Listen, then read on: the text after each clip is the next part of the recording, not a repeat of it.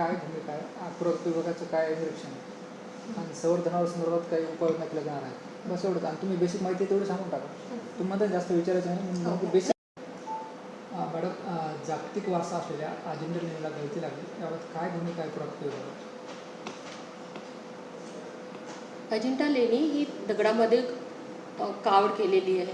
दगडाचा जो वरचा जो रॉक मास आहे तो खूप ह्यूज असल्यामुळे आणि त्याच्यामध्ये इनहरंट ज्या सिपेजेस असतात, म्हणजे ज्या भेगा असतात, त्याच्यामध्ये पाणी पावसाळ्यामध्ये पाणी झिरपतच असतं.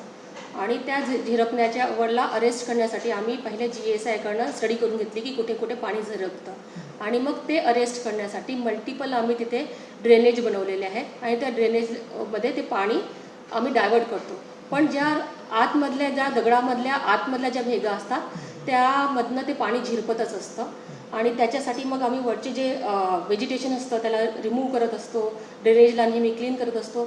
जिथे कुठे फसाड पडलेला असेल त्या फसाड त्याच्यामध्ये आम्ही कन्झर्वेशन करून पाणी सिपेज झालेलं नाही पाहिजे त्याच्यासाठी आम्ही नेहमी प्रयत्न करत असतो. त्याच्यामध्ये आम्हाला 90% तरी यश आलेलं आहे. पण आता अजूनही जिथे कुठे छोटे मोठे थेंब जर झिरपत असतील तर ते पण कसं काय अरेस्ट करण्यात येतील याच्यासाठी आम्ही प्रयत्नरत आहोत आताही सध्याही. किती ठिकाणी हा प्रकार आला? नॉर्मली ते जिथे रॉक मास ज्याच्यामध्ये आतमध्ये भेगा जशा आहेत तशा 1, 2, 16, 17 ह्या अशा काही केव्ज आहेत ज्याच्यामध्ये जर खूप जास्त पाऊस आला, म्हणजे जसा उभा आणि आडवा पाऊस आला तर त्याच्यातनं पाणी झिरपतं.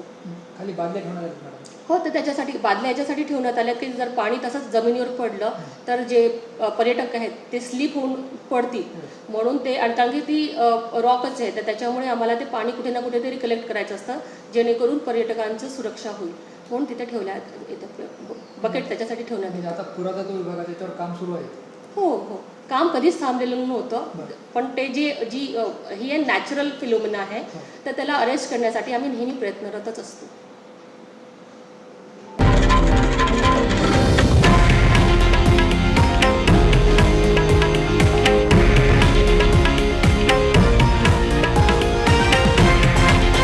हे आहे देशातील नंबर 1 न्यूज नेटवर्क आणि आपण पाहत आहात TV9 मराठी, एकमेव.